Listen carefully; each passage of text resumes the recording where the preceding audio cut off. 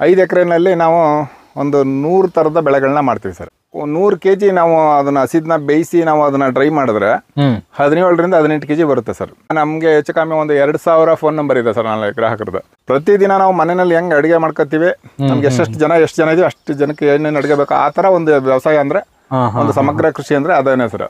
ಒಂದು ವರ್ಷಕ್ಕೆ ನಮ್ಗೆ ಎಲ್ಲಾ ಖರ್ಚು ವೆಚ್ಚ ಕಳೆದು 1.25 ಲಕ್ಷ ಅಷ್ಟು ಸಿಗುತ್ತೆ ಸರ್. ಅಲ್ಲ ಈಗ ತುಂಬಾ ಈಸಿ ಇದೆ ಸರ್, ಈಗ ಮಾರ್ಕೆಟಿಂಗ್ ಎಲ್ಲ ಈಗ ತುಂಬಾನೇ ಈಸಿ ಇದೆ, ಮೊದಲ ತರ ಏನಲ್ಲ. ಈಗ ಇದು ನಾವು ಹಾಕದೆ ಒಂದು 100 ಗ್ರಾಮ್ 70 ರಿಂದ 80 ಗ್ರಾಮ್ ಪೀಸ್ ಹಾಕ್ತಿವಿ ಹಸಿದು. ಅದು ಬೆಳಿಬೇಕಾದ್ರೆ ಅದು 1.5 kg 2 kg ಅಷ್ಟು ಬೆಳೀತದೆ. ನಮಸ್ಕಾರ. ನಮಸ್ಕಾರ ಸರ್, ನನ್ನ ಹೆಸರು ಶಂಕರೇಗೌಡರು ಅಂತ. ನಮ್ದು ಇಲ್ಲಿ ದೇವಗಳ್ಳಿ ಗ್ರಾಮಕ್ಕೆ ಬರುತ್ತೆ ಜಮೀನು, ಸರ್ವೆ ನಂಬರು. ಮೈಸೂರು ತಾಲೂಕು, ಮೈಸೂರು ಜಿಲ್ಲೆ, ಜೈಪುರ ಹೋಬಳಿ, ಮುಳ್ಳೂರು ಗ್ರಾಮದವ್ರು. ನಾವು ಜಮೀನ್ ಬಂದು ದೇವಗಳ್ಳಿ ಗ್ರಾಮಕ್ಕೆ ಸರ್ವೆ ನಂಬರ್. ನಾವು ಇಲ್ಲಿ ಒಂದು 14-15 ವರ್ಷದಿಂದ ಸಾವಯವ ಕೃಷಿ ಮಾಡ್ತಾ ಇದ್ದೀವಿ. 14-15 ವರ್ಷದಿಂದ ಸಾವಯವ ಕೃಷಿ ಮಾಡ್ತಾ ಇದ್ದೀವಿ. ಜೊತೆಗೆ ಒಂದು 14-15 ವರ್ಷದಿಂದ ಈ ಅರಿಶಿನ ಬೆಳೀತಾ ಇದ್ದೀವಿ. ಮತ್ತೆ ಇದನ್ನ ನಾವು ಒಂದೇ ರೇಟ್ಗೂ ಮಾರಾಟ ಮಾಡ್ತಾ ಇದ್ದೀವಿ. ಅವಾಗ್ಲಿಂದ ನಾವು ಈಗ ಅರಿಶಿನ ನೀವು ಬೆಳೆದಿರೋದು ಎಷ್ಟು ಎಕರೆಯಲ್ಲಿ ಇದೆ? ಇದು ಎಕರೆ ಲೆಕ್ಕ ಬರಲ್ಲ ಸರ್, ನಮ್ಮಲ್ಲಿ ಎಲ್ಲ ಇರೋದೇ ನಮ್ದು 5 ಎಕರೆ ಜಮೀನು. ಸರಿ. 5 ಎಕರೆನಲ್ಲಿ ನಾವು ಒಂದು 100 ಥರದ ಬೆಳೆಗಳನ್ನ ಮಾಡ್ತೀವಿ ಸರ್. 5 ಎಕರೆಯಲ್ಲಿ 100 ತರ ಬೆಳೆಗಳು ಅಂದ್ರೆ ತೆಂಗಾಗ್ಬೋದು, ಹಲ್ಸಾಗ್ಬೋದು, ಹುಣಸೆ ಆಗ್ಬೋದು, ಸೀತಾಫಲ ಆಗ್ಬೋದು, ನಿಂಬೆ ಆಗ್ಬೋದು, ಬಾಳೆ ಆಗ್ಬೋದು, ಆತರ ಎಲ್ಲಾ ಒಂದು ಬೆಳೆಗಳನ್ನ ಒಂದು 5 ಗುಂಟೆ ಬೇಕು, 10 ಗುಂಟೆ ಬೇಕಾ, ಎಷ್ಟೆಷ್ಟು ಬೇಕು ಅಷ್ಟೇ ಬೆಳೆಯೋದು. ಸೊಪ್ಪು, ಹಲವಾರು ಸೊಪ್ಪುಗಳನ್ನ ಬೆಳಿತೀವಿ. ಜೊತೆಗೆ ಬೆಂಡೆ, ಬದನೆ ಈ ತರ ತರಕಾರಿಗಳನ್ನ ಬೆಳಿತೀವಿ. ಯಾವ್ದೇ ಬೆಳೆದ್ರು ಒಂದು 5 ಗುಂಟೆ 6 ಗುಂಟೆನೆ ಬೆಳ್ಕೊಳ್ಳೋದು ಅಷ್ಟೇ. 5 ರಿಂದ 6 ಗುಂಟೆಯಲ್ಲಿ ಒಂದೊಂದು ವೆರೈಟಿ. ಹೌದು ಸರ್. ಈಗ ಇದು ನಾನು ಪ್ರತಿ ವರ್ಷ ಒಂದು 7 ರಿಂದ 8 ಗುಂಟೆನೆ ಮಾಡೋದು ಅಷ್ಟೇನೆ. ಇದನ್ನ ಆಚೆ ಕಡೆ ಜಾಸ್ತಿ ರೇಟ್ ಇದೆ ಅಂತಲೋ, ಇಲ್ಲ ಈ ವರ್ಷ ನಮ್ಗೆ ತುಂಬಾ ಬೇಡಿಕೆ ಇದೆ ಅಂತ ಆ ತರ ಒಂದು ಇದಕ್ಕೆಲ್ಲ ಬೆಳೆಯಕ್ ಹೋಗಲ್ಲ ನಾವು. ಪ್ರತಿದಿನ ನಾವು ಮನೆಯಲ್ಲಿ ಹೆಂಗ್ ಅಡುಗೆ ಮಾಡ್ಕೊತೀವಿ, ನಮ್ಗೆ ಎಷ್ಟು ಜನ ಇದೀವಿ ಅಷ್ಟು ಜನಕ್ಕೆ ಏನೇನು ಅಡುಗೆ ಬೇಕು ಆ ತರ ಒಂದು ವ್ಯವಸಾಯ ಅಂದ್ರೆ ಒಂದು ಸಮಗ್ರ ಕೃಷಿ ಅಂದ್ರೆ ಅದೇನೇ ಸರ್, ಸಮಗ್ರ ಕೃಷಿ. ಆ ಹಂತದಲ್ಲಿ ಇದನ್ನ ಒಂದು 6-7 ಗುಂಟೆ ಬರುತ್ತೆ. ಇದರಿಂದ ಒಂದು 500 ರಿಂದ 550 kg, 450 ರಿಂದ 550 kg ತನಕ ಬರುತ್ತೆ. ಡ್ರೈ ಆಗಿರೋದು ಪೌಡ್ರು ಬರುತ್ತೆ. ಅಂದ್ರೆ ಈಗ ಇದು ವಾರ್ಷಿಕ ಬೆಳೆ ಅಲ್ವಾ ಇದು ಅರಿಶಿನ? ಹೌದು ಸರ್. ಈಗ ನೀವು 6 ರಿಂದ 7 ಗುಂಟೆ, 7 ಗುಂಟೆ ಇದೆ ಅಲ್ವಾ? ಸೊ 7 ಗುಂಟೆಯಿಂದ ನಿಮ್ಗೆ ಏನು ಇಳುವರಿ ಕೊಡುತ್ತೆ ಇದು? ಹಸಿ ಅರಿಶಿನ ಎಷ್ಟು ಕೊಡ್ಬೋದು? ಅದೇ ಇದು ಬೇಯಿಸಿದಾಗ ಈಗ ನಿಮ್ಗೆ ಈಗ 6 ರಿಂದ 7 ಗುಂಟೆಯಿಂದ ಎಷ್ಟು ಸಿಗುತ್ತೆ ಅರಿಶಿನ? ಒಂದು 450 ರಿಂದ 550 kg ಡ್ರೈ ಆಗಿರೋದು ಬರುತ್ತೆ ಸರ್, ಸಿಗುತ್ತೆ. ಸೊ ಆ ಬೇಯಿಸಿರೋದನ್ನ ಅದನ್ನ ಏನ್ ಮಾಡ್ತೀರಾ? ಮೌಲ್ಯವರ್ಧನೆ ಮಾಡ್ತೀರಾ? ಹೌದು ಸರ್, ಅದನ್ನೆಲ್ಲ ನಾವು ಬೇಯಿಸಿ ಅದನ್ನ ನಾವೇ ಒಂದು ಹದದಲ್ಲಿ ಬೇಯಿಸಿ ಅದನ್ನ ಮತ್ತೆ ಅದನ್ನ ಒಂದು 8-10 ದಿನ ಒಣಗಿಸಿ ಅದನ್ನೆಲ್ಲ ಕ್ಲೀನ್ ಮಾಡಿ ಪಾಲಿಶ್ ಮಾಡಿಸಿ. ಅಂದ್ರೆ ಪಾಲಿಶ್ ಅಂದ್ರೆ ಏನು ಇದೇನಾಗಲ್ಲ, ಬೇರೆ ತರ ಇದಾಗಲ್ಲ. ಇದು ಕಸ ಕಡ್ಡಿ ಮಣ್ಣು ಇರ್ತವಲ್ಲ ಅದೆಲ್ಲ ಬೇರೆಲ್ಲ ಕ್ಲೀನ್ ಆಗಿ ಒಂದು ಕ್ಲೀನಿಂಗ್ ಆಗುತ್ತೆ ಅಷ್ಟೇನೆ. ಆಮೇಲೆ ಅದನ್ನ ಪೌಡ್ರ್ ಮಾಡಿ ನಾವು ಕೊರಿಯರ್ ಮುಖಾಂತರ ಎಲ್ಲಾ ಕಡೆಗೂ ಕಳ್ಸಿಕೊಡ್ತೀವಿ. ಎಲ್ಲರೂ ಫೋನ್ ಮಾಡಿ ಕೇಳ್ತಾರ ನಮ್ಗೆ ಇಷ್ಟ ಬೇಕು ಅಂತ. ಅಂದ್ರೆ ಪೌಡ್ರ್ ಮಾಡಿ ನೀವು ಮಾರ್ಕೆಟ್ ಕೊಡಲ್ಲ? ಇಲ್ಲ ಸರ್, ನಮ್ದೇ ಸ್ವಂತ, ನಮ್ಮಲ್ಲೇ ಹೋಗುತ್ತೆ. ನಿಮ್ಮಲ್ಲೇ ಅಂದ್ರೆ ಯಾವ ತರ? ನಿಮ್ಗೆ ಈಗ ಗ್ರಾಹಕರು ನಿಮ್ಮಲ್ಲಿ ಈಗ ಕೊಂಡ್ಕೊಳ್ಳೋರು ಈಗ ನಮ್ಗೆ ಹೆಚ್ಚು ಕಮ್ಮಿ ಒಂದು 2000 ಫೋನ್ ನಂಬರ್ ಇದೆ ಸರ್ ನನ್ನ ಗ್ರಾಹಕರದ್ದು. ಅದ್ರಲ್ಲಿ ಕೆಲವು ಎಲ್ಲಾರ್ಗು ಒಂದು ಅರ್ಧ kg ಅಂದ್ರೆ ಎಲ್ಲರೂ ತಗೊಳಲ್ಲ, ಬೇಕಾದವರು ಅರ್ಧ kg 1 kg 2 kg ಈ ತರ ತಗೋತಾರ. ಹಂಗಾಗಿ ಅವ್ರು ಅಷ್ಟು ಜನಕ್ಕೂ ಸಾಕಾಗತ್ತೆ ಸರ್. ಆ ಒಂದ್ ಲೆಕ್ಕಾಚಾರದ ಮೇಲೆ ನಾವು ಪ್ರತಿ ವರ್ಷನೂ ಮಿಸ್ ಮಾಡಲ್ಲ. ಇಷ್ಟೇ ಜಾಗ ಅಂದ್ರೆ ಒಂದು ಸಲ ನಾವು ಇಲ್ಲಿ ಬೆಳೆದ ಮೇಲೆ ಮತ್ತೆ ಇನ್ನು 5 ರಿಂದ 6 ವರ್ಷ ಇಲ್ಲಿ ಬೆಳೆಯಲ್ಲ, ಜಾಗ ಚೇಂಜ್ ಮಾಡಿ. ಯಾಕಂದ್ರೆ ಇದು ಅಷ್ಟು ಫಲವತ್ತನ್ನ ಎಳೀತದೆ. ಇದು ಫಲವತ್ತತೆನ ಅಷ್ಟೂ ಹೇಳ್ಕೊಬಿಡ್ದು. ಯಾಕಂದ್ರೆ ಇದು ನಾವು ಹಾಕದೆ ಒಂದು 100 ಗ್ರಾಮ್ 70 ರಿಂದ 80 ಗ್ರಾಮ್ ಪೀಸ್ ಹಾಕ್ತಿವಿ ಹಸಿದು. ಅದು ಬೆಳಿಬೇಕಾದ್ರೆ ಅದು 1.5 kg 2 kg ಅಷ್ಟು ಬೆಳೀತದೆ ಗೆಡ್ಡೆ. ಆ ಕಾರಣಕ್ಕಾಗಿ ಇಲ್ಲಿರೋ ಈ ಭೂಮಿನಲ್ಲಿ ಎಷ್ಟು ಸತ್ವ ಇರುತ್ತೆ ಅಷ್ಟೆಲ್ಲ ಎಳೆದು ಬಿಡ್ತದೆ ಸರ್. ಇದು ಅಷ್ಟೇ, ಶುಂಠಿನೂ ಅಷ್ಟೇನೆ. ಅದಕ್ಕೆ ತಕ್ಕಂತೆ ಬೇರೆ ಬೆಳೆಗಳನ್ನ ಮಾಡ್ಬೇಕು ಅವಾಗ ನಾವು. ಅಂದ್ರೆ ಬೆಳೆಯನ್ನ ಬದಲಾವಣೆ ಮಾಡ್ಕೊತೀವಿ. 5 ವರ್ಷ ನಾವು ಮತ್ತೆ ಅರಿಶಿನ ಬೆಳೆಯಕ್ ಹೋಗಲ್ಲ, ಬೇರೆ ಇನ್ನೊಂದೇ ಜಾಗನ ಫಿಕ್ಸ್ ಮಾಡ್ತೀವಿ. ಅಂದ್ರೆ ಈಗ ಈ ಜಾಗದಲ್ಲಿ ಅರಿಶಿನ ಬೆಳೀತು ಅಂದ್ರೆ ಇನ್ನು 5 ವರ್ಷ ಗಂಟ ಅದನ್ನ ನೀವು ಬೆಳೆಯಕ್ ಹೋಗಲ್ಲ. ಬೇರೆ ತರದ್ದು ಬೆಳೆಗಳನ್ನ ಬೆಳಿಬಹುದು, ಬದಲಾವಣೆ ಮಾಡ್ಕೋತ. ಅಲಸಂದೆ ಹಾಕ್ಬೋದು, ಸೊಪ್ಪು ಹಾಕ್ಬೋದು, ಈ ತರ ಬೇರೆ ಯಾವ್ದೇ ಬೆಳೆಗಳನ್ನ ಹಾಕಬಹುದು, ತರಕಾರಿ ಬೆಳೆಗಳು ಹಾಕಬಹುದು. ಅಂದ್ರೆ ಪ್ರತಿ ವರ್ಷನೂ ಜಾಗ ಚೇಂಜ್ ಮಾಡ್ತಾ ಇರ್ತೀವಿ ಅಷ್ಟೇ. ಓಕೆ. ಸೊ ಇದು ಓವರ್ ಆಲ್ ಇದು ವಾರ್ಷಿಕ ಬೆಳೆಯಿಂದ ಎಷ್ಟು ಕೆಜಿ ವರ್ಷಕ್ಕೆ ನೀವು ಪೌಡರ್ ಮಾಡಿ ಸೇಲ್ ಮಾಡ್ತೀರಾ? ನಾವು ಮೊದಲು 300 ರೂಪಾಯಿ kg ಮಾರ್ತಾ ಇದ್ದ, ಇವಾಗ 400 ರೂಪಾಯಿ ಮಾಡಿದೀವಿ ಸರ್. 400 ರೂಪಾಯಿ ಹೌದು ಸರ್ ಕೆಜಿ. ಈ ವರ್ಷದಿಂದ. ಮೊದಲು 13 ವರ್ಷ ನಾವು ಬರೀ 300 ರೂಪಾಯಿಗೆ ಕೊಟ್ಟು ಈ ವರ್ಷ 400 ರೂಪಾಯಿ ಮಾಡಿದ್ವಿ ಸರ್.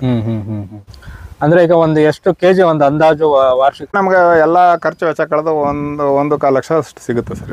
ಓಕೆ, ಬರೀ ಅರಿಶಿಣದಿಂದ? ಅರಿಶಿಣದಿಂದ. ಅಂದ್ರೆ ನೀವೇ ಮೌಲ್ಯವರ್ಧನೆ ಮಾಡಿ ಅದನ್ನ ಪ್ರೊಸೆಸಿಂಗ್ ಮಾಡಿ ಮಾರೋದ್ರಿಂದ? ಹೌದು ಸರ್. ಸೊ ನಾವು ಮಾರ್ಕೆಟ್ಗೆ ಹಾಕ್ತಿವಿ ಅಂದ್ರೆ ಬರೋದಿಲ್ಲ. ಮತ್ತೆ ನಮ್ಗೆ ಜನಗಳಿಗೆ ಒಂದು ಒಳ್ಳೆ ಪದಾರ್ಥ ಕೊಟ್ಟಂಗಾಯ್ತು. ಈಗ ನಮ್ಮ ಇಷ್ಟಪಟ್ಟು ಈಗ ಬೆಳಗಾಮಿಂದ ರಾಯಚೂರಿಂದ ಎಲ್ಲ ಫೋನ್ ಮಾಡ್ತಾರ. ನಮ್ ಇಡೀ ನಮ್ ಕರ್ನಾಟಕ ಪೂರ್ತಿನೂ ಇದ್ ಮಾಡ್ತಾರ. ಮತ್ತೆ ಬೇರೆ ಕಡೆಯಿಂದನೂ ಇದ್ ಮಾಡ್ತಾ ಇದಾರೆ. ಓಕೆ, ಅಂದ್ರೆ ಈಗ ನೀವು ಈಗ USA ಹೋಗೋರಂತವ್ರು ಅವ್ರು ಇಲ್ಲಿಂದ ತರ್ಸ್ಕೊತಾರ. ನಂಬರ್ ಇರೋದ್ರಿಂದ ಫೋನ್ ಮಾಡ್ತಾರೆ, ಕಾಂಟ್ಯಾಕ್ಟ್ ಅವ್ರ ನಂಬರ್ನ ಹಾಳು ಮಾಡ್ಕೊಳಕ್ ಹೋಗಲ್ಲ. ಆಗಿದ್ರು ಇಲ್ಲ ಇದರಲ್ಲಿ ಗೂಗಲ್ ಅಲ್ಲಿ ಸರ್ಚ್ ಮಾಡಿ ನಂಬರ್ ತಗೊಂಡು ಫೋನ್ ಮಾಡಿ ಕೇಳ್ತಾರೆ. ಅವರೇ ನಿಮ್ಗೆ ಕರೆ ಮಾಡಿ ತರಿಸ್ಕೊತಾರೆ ಸರ್. ನಾವೇನು ತಗೊಳ್ಳಿ ಅಂತ ಕೇಳಕ್ ಹೋಗಲ್ಲ.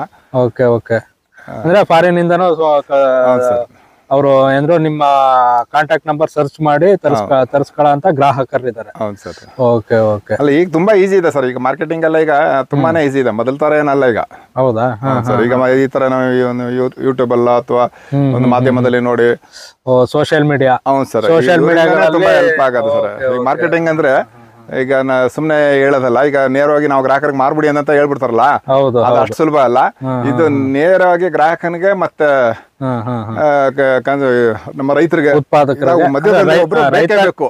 ಮದುವೆ ಬೇಕಂದ್ರೆ ಅವ್ರೇನ್ ದಳ್ಳಾಳಿ ಅಲ್ಲ, ಈಗ ಮಾಧ್ಯಮದವರ ನಿಂತರ ಯೂಟ್ಯೂಬರ್ ಯಾರಾದ್ರೂ ಒಂದು ಇದ್ ಮಾಡಿದಾಗ ಅದನ್ನ ನೋಡಿ ಕೇಳ್ತಾರೆ. ಅದು ನಮ್ಗೆ ತುಂಬಾ ಖುಷಿ ಆಗುತ್ತೆ.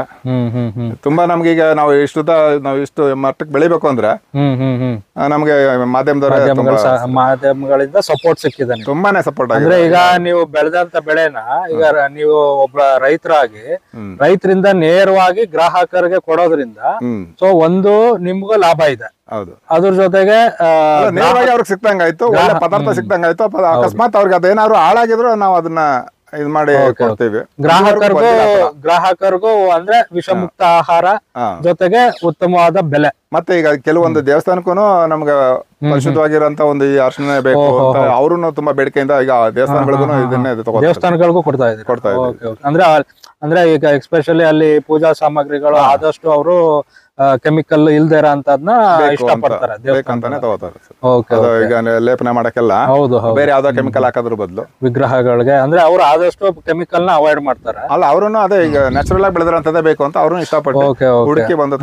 ಅಂದ್ರೆ ನಿಮ್ಗೆ ಒಂದು ಗ್ರಾಹಕರ ಬೇಡಿಕೆ ಇದೆ, ಅದ್ರ ಜೊತೆಗೆ ಪೂಜಾ ಕಾರ್ಯಕ್ಕೂ ಉಪಯೋಗಿಸುವಂತ ಪೂಜಾ ಕಾರ್ಯ ಅಂದ್ರೆ ಆ ದೇವಸ್ಥಾನಗಳಿಂದನೂ ಬೇಡಿಕೆ ಇದೆ. Okay okay.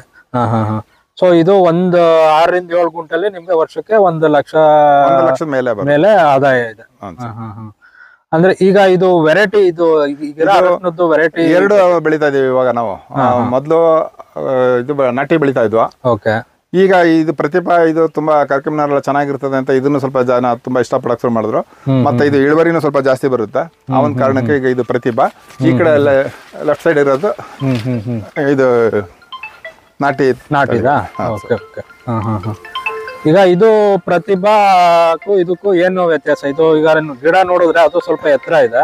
ಅಲ್ಲ, ಇದು ಬರುತ್ತೆ ಸರ್. ಇದು ಸ್ವಲ್ಪ ನಾಟಿ ಆಗಿರೋದ್ರಿಂದ ಇದು ಬೆಳೀತದೆ. ಬಟ್ ಇದು ಸ್ವಲ್ಪ ಇದಾಗಿರ್ತದೆ ಅಷ್ಟೇ. ಅಂದ್ರೆ ಎರಡನ್ನೂ ನೀವು ಪೌಡರ್ ಮಾಡ್ತೀರಾ? ಕೇಳಿದವ್ರಿಗೆ ಇದನ್ನು ಕೊಡ್ತೀವಿ, ಅದು ಕೇಳಿದವ್ರಿಗೆ ಅದನ್ನ ಕೊಡ್ತೀವಿ. Okay okay. ಸೊ ಇದ್ರದ್ದು ಈಗ ಅರಿಶಿನದ್ದು ಏನಿದೆ, ಸೊ ಇದು ಹೇಗೆ ನೀವು ಸ್ಟಾರ್ಟಿಂಗ್ ಇಂದ ಯಾವ ತರ ಪ್ರಿಪರೇಷನ್ ಮಾಡ್ಕೋತೀರಾ? ಇದ್ರ ಬಗ್ಗೆ ಒಂಚೂರು. ಸರ್, ಇದು ಒಂದ್ಸಲ ನಾವು ನವೆಂಬರ್ ಡಿಸೆಂಬರ್ ಟೈಮಲ್ಲೇನೆ ನಾವು ಈ ಒಂದು ಫ್ಲಾಟ್ ಹಾಕ್ಬೇಕು ಅಂದ್ರೆ ಅಲ್ಲಿಗೆ ಒಂದ್ಸಲ ಒಂದು ಹಸಿರೆಲೆ ಗೊಬ್ಬರ ಅಂತ ಬೆಳ್ಕೊತೀವಿ. ಓಕೆ. ಬೆಳೆದ ಅದನ್ನ ಅಲ್ಲಿಗೆ ಭೂಮಿಗೆ ಸೇರಿಸ್ಬಿಡ್ತೀವಿ. ಮತ್ತೆ ಪುನಃ ಉಳುಮೆ ಮಾಡಿ. ಸರ್, ಇದು ಅರಿಶಿನದ್ದು ಈಗ ಬೆಳೆಯೋದ್ರ ಬಗ್ಗೆ ಸ್ವಲ್ಪ ಮಾಹಿತಿ ಕೊಡಿ ಸರ್. ಒಂದ್ಸಲ ಹಸಿರೆಲೆ ಗೊಬ್ಬರ ಮಾಡ್ಕೊಂಡಿರ್ತೀವಿ. ಮತ್ತೆ ಅದಾದ್ಮೇಲೆ ಉಳುಮೆ ಮಾಡಿ. ಹಸಿರೆಲೆ ಗೊಬ್ಬರ ಅಂದ್ರೆ ನೀವು ನಾಟಿ ಮಾಡಕ್ಕೂ ಮುಂಚಿತವಾಗಿ ಯಾವ ತರ ಹಸಿರೆಲೆ ಗೊಬ್ಬರ ಹಾಕ್ತೀರಾ? ಅದೇ ಚಂಬೆ ಮತ್ತೆ ಇದೆಲ್ಲ ಬರುತ್ತಲ್ಲ, ಉರುಳಿ, ಇದೆಲ್ಲ ಹಾಕ್ಬಿಟ್ಟು ಇಷ್ಟ ಹತ್ರ ಬೆಳೆದ ಮೇಲೆ ಒಂದ್ 30 ರಿಂದ 45 ದಿವಸ ಆದ್ಮೇಲೆ ಅದನ್ನ ಒಂದ್ಸಲ ಉಳುಮೆ ಮಾಡ್ಬಿಟ್ಟು ಅದನ್ನ ಭೂಮಿಗೆ ಸೇರಿಸ್ತೀವಿ. ಮತ್ತೆ ಅದಾದ ನಂತರ ಎರೆಹುಳು ಗೊಬ್ಬರ ಹಾಕ್ತಿವಿ. ಎರೆಹುಳು ಗೊಬ್ಬರ ಒಂದು 400 ರಿಂದ 500 kg ಹಾಕೋತೀವಿ ಸರ್. ಅದನ್ನ ಎಲ್ಲ ಹಾಕ್ಬಿಟ್ಟು ಮತ್ತೆ ಅದನ್ನ ಮಾರ್ಚ್ ಫೆಬ್ರವರಿಲಿ ಮಳೆ ಬರ್ದವಾಗ್ಲಿ ಅವಾಗ್ಲೇ ಉಳುಮೆ ಮಾಡ್ಬಿಡ್ತೀವಿ. ಮಾಡಿ ಮತ್ತೆ ನೀರ್ನ ನಾವೇ ಸ್ಪ್ರಿಂಕ್ಲರ್ ಮಾಡ್ತೀವಿ ಮಳೆ ಬರಲಿಲ್ಲ ಅಂದ್ರೆ. ಏಪ್ರಿಲ್ ಟೈಮಲ್ಲಿ. ಸರಿ. ನಾಟಿ ಮಾಡ್ಬೇಕಾದ್ರೆ ಮೇ ಫಸ್ಟ್ ವೀಕಲ್ಲಿ ಮಾಡ್ತೀವಿ ಸರ್. ಹ್ಮ್ ಹ್ಮ್ ಹ್ಮ್ ಹ್ಮ್ ಅವಾಗ ಅಂದ್ರೆ ಭೂಮಿ ಕೂಲ್ ಆಗಿರುತ್ತೆ, ಮತ್ತೆ ಕಳೆ ಎಲ್ಲ ಹ್ಮ್ ಹ್ಮ್ 80% ಅಲ್ಲೇ ಕಳೆ ಹೊರಟೋಗ್ಬಿಡುತ್ತೆ. ಹ್ಮ್ ಅಂದ್ರೆ ಈಗ ಮೇ ಫಸ್ಟ್ ಒಳಗೆ ಸಾಮಾನ್ಯವಾಗಿ ಮಳೆ ಮುಂಗಾರು ಆಗಿರುತ್ತೆ. ಅರ್ಲಿ ಮಾನ್ಸೂನ್ ಬರ್ಲಿಲ್ಲ ಅಂದ್ರೂ ನಾವು ಸ್ಪ್ರಿಂಕ್ಲರ್ ಮಾಡಿ ಭೂಮಿ ತೇವ ಮಾಡಿ ಅಲ್ಲಿ ಇರೋಂಥ ಮೊಳಕೆ ಎಲ್ಲ ಬರ್ಲಿ ಕಳೆನ ಇದು ಅಂದ್ಬಿಟ್ಟು ಇದು ಮಾಡ್ತೀವಿ. ಆದಷ್ಟು 70-80% ಕಳೆ ಅಲ್ಲೇ ಹೊರಟೋಗ್ಬಿಡುತ್ತೆ. ಆಮೇಲೆ ಇದನ್ನ ಈಗ ಈ ತರ ಬೆಡ್ ಮಾಡ್ಬಿಟ್ಟು ಒಂದೊಂದು ಬೆಡ್ ಅಲ್ಲಿ 2 ಲೈನ್ ಮಾಡ್ತೀವಿ. ಮತ್ತೆ ಅದು ಒಂದೇ ತಿಂಗಳಲ್ಲಿ ಮೊಳಕೆ ಬರುತ್ತೆ ಸರ್. ಇದು ಯಾವ ತರ ಈಗ ನೀವು ಬೆಡ್ ಮಾಡಿ ಹಾಕಿದೀನಿ ಅಂದ್ರಲ್ಲ, ಈಗ ಒಂದು ಬೆಡ್ಗೂ ಇನ್ನೊಂದು ಬೆಡ್ಗೂ ಎಷ್ಟು ಡಿಸ್ಟೆನ್ಸ್? 1.5 ಅಡಿ ಬರುತ್ತೆ ಸರ್. ಇದು 1.5 ಅಡಿ ಡಿಸ್ಟೆನ್ಸ್ ಇದೆಯಾ? ಹೌದು ಸರ್. ಈಗ ಬೆಡ್ ಎಷ್ಟು ಅಡಿ ಇದೆ? ಬೆಡ್ 1 ಅಡಿ ಬೆಡ್ ಇದೆ ಸರ್. 1 ಅಡಿ ಬೆಡ್ ಇರುತ್ತೆ. ಜಾಸ್ತಿನೇ ಬರುತ್ತೆ ಅದು. ಆಮೇಲೆ ಮಣ್ಣು ಹಾಕ್ಬೇಕು. ಓಕೆ, ಅಂದ್ರೆ ಏರು ಮಡಿ ತರ ಅಂದ್ರೆ ಜಾಸ್ತಿ ಮಳೆ ಆದ್ರೂ ಇವೆಲ್ಲ ಗೆಡ್ಡೆಗಳೆಲ್ಲ ಕಳಿಬಾರ್ದು ಅಂತ. Okay okay. ಸೊ ಈಗ ಇದು ಏರು ಮಡಿ ಮಾಡಿರೋದ್ರಿಂದ ಹೆಚ್ಚು ಮಳೆ ಆದಾಗ ಕೊಳೆಯ ಚಾನ್ಸಸ್ ಕಮ್ಮಿ ಆಗುತ್ತೆ, ಅವಾಯ್ಡ್ ಆಗುತ್ತೆ. ನೀರು ಮತ್ತೆ ಕೀಳುವಾಗ್ಲೂ ತುಂಬಾ ಈಸಿಯಾಗಿ ಕೀಳಕ್ಕೂ ಈಸಿ ಆಗುತ್ತೆ. ಜೊತೆಗೆ ನಾವೇನ್ ಮಾಡ್ತೀವಿ, ಇದನ್ನ ಬೇವಿನ ಎಣ್ಣೆ ಒಂದೂವರೆ ತಿಂಗಳಾದ್ಮೇಲೆ 2 ತಿಂಗಳಿಗೆ ಒಂದ್ಸಲ 2 ಸಲ ಬೇವಿನ ಎಣ್ಣೆ ಸ್ಪ್ರೇ ಮಾಡ್ತೀವಿ. ಅಂದ್ರೆ ಅದು ಒಂದು ಕಾಂಡ ಕೊರೆಯ ಹುಳ ಬರುತ್ತೆ, ಅದು ಅವಾಯ್ಡ್ ಆಗ್ಲಿ ಅಂದ್ಬಿಟ್ಟು ಕಹಿ ಇರ್ಲಿ. ಇದಕ್ಕೆ ಅದೇ ಕೀಟ ನಿರ್ವಹಣೆಗೆ ನೀವು ಬೇವಿನ ಎಣ್ಣೆ 2 ಸಲ ಮಾಡೋದು ಸಾಕಷ್ಟು ಸರ್. ಅಂತ ಇದೇನು ಬರಲ್ಲ ಇದಕ್ಕೆ. ಇದೇ ಮೊದಲನೇ ಸ್ಪ್ರೇ ಎಷ್ಟು? ಬೇವಿನ ಎಣ್ಣೆ ಮೊದಲನೇ ಸ್ಪ್ರೇ ಎಷ್ಟು ದಿವಸದಲ್ಲಿ ಕೊಡ್ಬೇಕು? 1.5 ತಿಂಗಳ ಆದ್ಮೇಲೆ ಕೊಡ್ತೀವಿ ಸರ್. 1.5 ತಿಂಗಳು, 2 ಎಲೆ 3 ಎಲೆ ಆಗಿರುತ್ತೆ. ಓಕೆ, ಅವಾಗ ಒಂದ್ಸತಿ, ಇನ್ನೊಂದ್ಸತಿ ಮತ್ತೆ ಅದು ಒಂದು 2-2.5 ತಿಂಗಳಾದ್ಮೇಲೆ ಒಂದ್ಸಲ ಕೊಟ್ರೆ ಸಾಕು. 2 ಸತಿ ಸ್ಪ್ರೇ ಬೇವಿನ ಎಣ್ಣೆ ಮಾಡಿದ್ರೆ ಕೀಟ ಬಾಧೆ ನಿಮ್ಗೆ ಕಡಿಮೆ ಆಗುತ್ತೆ? ಬರಲ್ಲ. ಮತ್ತೆ ಅದ್ರ 3 ತಿಂಗಳು 2.5-3 ತಿಂಗಳಾದ್ಮೇಲೆ ಈ ತರ ಎಲೆಗಳು ಬರುತ್ತೆ, ಲೀಫ್. ಇದನ್ನು ನಾವು ಕಟ್ ಮಾಡಿ ಸೇಲ್ ಮಾಡ್ತೀವಿ. ಒಂದ್ ಎಲೆಗೆ 2 ರೂಪಾಯಿ ಸರ್. ಇದು ಒಂದ್ ಎಲೆಗೆ 2 ರೂಪಾಯಿ. 2 ರೂಪಾಯಿ. 3 ತಿಂಗಳು 2.5-3 ತಿಂಗಳಾದ್ಮೇಲೆ ಈ ತರ ಎಲೆಗಳು ಬರುತ್ತೆ, ಲೀಫ್. ಇದನ್ನು ನಾವು ಕಟ್ ಮಾಡಿ ಸೇಲ್ ಮಾಡ್ತೀವಿ. ಒಂದ್ ಎಲೆಗೆ 2 ರೂಪಾಯಿ ಸರ್. ಇದು ಒಂದ್ ಎಲೆಗೆ 2 ರೂಪಾಯಿ. 2 ರೂಪಾಯಿ ಸರ್. ಇದು ಅದೇ ಈ ಗಣೇಶ ಹಬ್ಬ ಮತ್ತೆ ಈ ವರಮಹಾಲಕ್ಷ್ಮಿ ಹಬ್ಬ ಟೈಮಲ್ಲಿ ಅದನ್ನ ಬಳಸ್ತಾರೆ. ಅದನ್ನ ತುಂಬಾ ಔಷಧಿ ಗುಣ ಇರೋದ್ರಿಂದ ಕಡಬೆಲ್ಲ ಮಾಡಿ.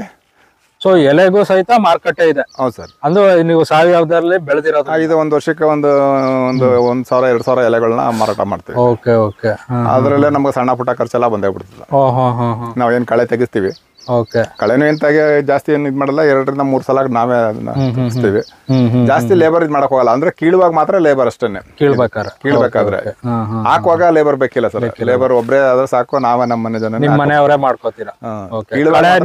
ಕಳೆ ನಿರ್ವಹಣೆಗೆ ಯಾವ ತರ ಮಾಡ್ಕೋತೀರಾ? ಅದು ಮಧ್ಯದಲ್ಲಿ ಸೈಕಲ್ ಬಿಡ್ರ್ ಮಾಡ್ತೀವಿ. ಮತ್ತೆ ಬೆಡ್ ಅಲ್ಲಿ ಇರೋದನ್ನ ಸ್ವಲ್ಪ ಕೈನಲ್ಲೇ ಎತ್ತಬೇಕು.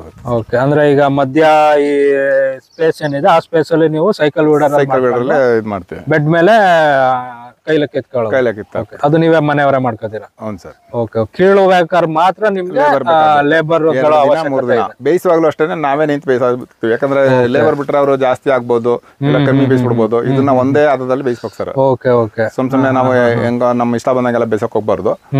ಒಂದು ಹದದಲ್ಲಿ ನಾವೇ ನಿಂತು ಅದನ್ನ ನೋಡಿ ಬೇಯಿಸಿ ಮಾಡಿದ್ರೆ ಕ್ವಾಲಿಟಿ ಎಲ್ಲ ಚೆನ್ನಾಗಿರುತ್ತೆ. ಸೊ ನಾಟಿಯಿಂದ ಹಿಡಿದು ನೀವು ಕಂಪ್ಲೀಟ್ ಕಳೆ ನಿರ್ವಹಣೆ, ಕೀಟ ನಿರ್ವಹಣೆ, ರೋಗ ಎಲ್ಲಾ ಪ್ರತಿಯೊಂದು ನೀವೇ ಮಾಡ್ಕೋತೀರಾ? ಬೇಯಿಸೋದು ಸಹಿತ, ಕೀಳೋದು ಒಂದು ಬೇಯಿಸೋದೇ ಮುಖ್ಯ. ಯಾಕಂದ್ರೆ ಬೇಯಿಸೋದು ಅಂದ್ಬಿಟ್ಟು ಸುಮ್ನೆ ನಾವ್ ಯಾರನ್ನ ಬಿಟ್ಬಿಟ್ಟು ಅದೆಲ್ಲ ಜಾಸ್ತಿ ಬೆಂದ್ಬಿಟ್ರೆ ಅದು ಇದಾಗ್ಬಿಡ್ತದೆ. ಹೌದು. ಹಂಗಾಗಿ ಅದನ್ನ ಒಂದು ಹದವಾಗೇ ಬೇಯಿಸ್ಬೇಕು. ಬೇಯಿಸೋದೇ ಮುಖ್ಯ. ನಾವು ಬೆಳೆಯೋದಷ್ಟು ಮುಖ್ಯನೋ ಅದೇ ರೀತಿ ನಾವು ಬೇಯಿಸೋದನ್ನು ಅಷ್ಟೇ ಮುಖ್ಯವಾಗಿರ್ಬೇಕು. ಸೊ ಪ್ರತಿಯೊಂದು ಕ್ವಾಲಿಟಿ ಚೆನ್ನಾಗಿ ಬರೋದು. ಪ್ರತಿಯೊಂದನ್ನು ನಾವೇ ನೇರ ಮಾರಾಟ ಮಾಡೋದ್ರಿಂದ ಆ ಕ್ವಾಲಿಟಿ ಒಂದೇ ಇದು ಬೇಕಲ್ಲ. ಓಕೆ. ಈಗ ಮಾರ್ಕೆಟ್ ಹಾಕೋದಾದ್ರೆ ಹೆಂಗ ಮಿಕ್ಸ್ ಮಾಡಿ ಎಲ್ಲ ಮಾರ್ಬಿಡ್ತಾರೆ. ಹೌದು. ಇದು ನಾವೇ ಮಾರಾಟ ಮಾಡೋದ್ರಿಂದ ತುಂಬಾ ಜವಾಬ್ದಾರಿ ಇರುತ್ತೆ. ಈಗ ಕೀಟ ನಿರ್ವಹಣೆ ಆಯ್ತು. ರೋಗಗಳು ಏನೇನ್ ಬರ್ಬೋದು ಸರ್?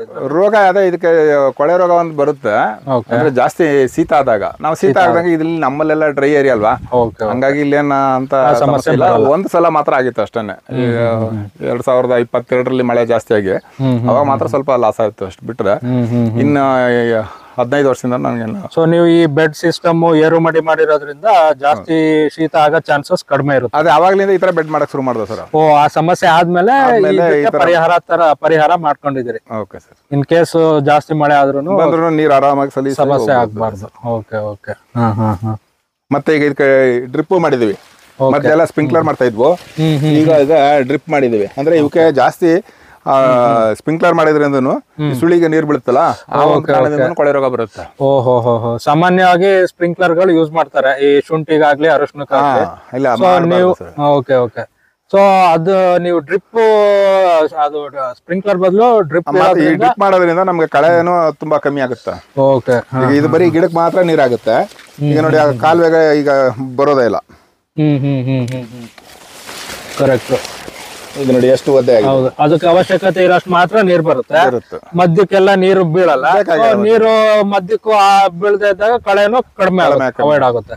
ಸ್ಪ್ರಿಂಕ್ಲರ್ ಎಲ್ಲಾ ಕಡೆನೂ ಮತ್ತೆ ಅದು ಕೆಲವು ಕಡೆ ಬೀಳೋದಿಲ್ಲ ಒಂದೊಂದ್ಸಲ ಸೈಡ್ ಅಲ್ಲಿ. ಇದು ಹಂಗಿಲ್ಲ ನೋಡಿ, ಈಗ ಇದು ಇಲ್ಲಿಗೆ ಬೇಕಾದ್ರೆ ಇಲ್ಲಿ ತನಕ ಬರುತ್ತೆ, ಇನ್ನೊಂದ್ ಅಷ್ಟೇ ದೂರಕ್ಕೆ ನಿಲ್ಲಿಸಬಹುದು.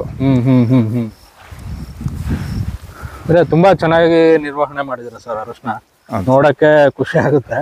ಅದು ಸಾವಯವದಲ್ಲಿ ಈ ತರ ಬೆಳೆದಿರೋದು. ಇಲ್ಲ, ಡ್ರಿಪ್ ಮಾಡೋದ್ರಿಂದ ಇನ್ನೂ ಚೆನ್ನಾಗಿ ಬರುತ್ತೆ sir. Okay okay. So sprinkler ಗಿನ ಡ್ರಿಪ್ ಬೆಟರ್ ಸರ್. ಎಸ್ಪೆಷಲಿ ನೀರು ಅದು ಸುಮ್ಮನೆ ಗಾಳಿನಲ್ಲಿ ಅರ್ಧ ಡ್ರೈ ಆಗ್ಬಿಡುತ್ತೆ. ಇದು ಇಲ್ಲಿ ಹೌದು, ನಾವು ಕೊಟ್ಟಷ್ಟು ನೀರು ಗೆಡ್ಡೆಗೆ ಹೋಗುತ್ತೆ. Okay okay.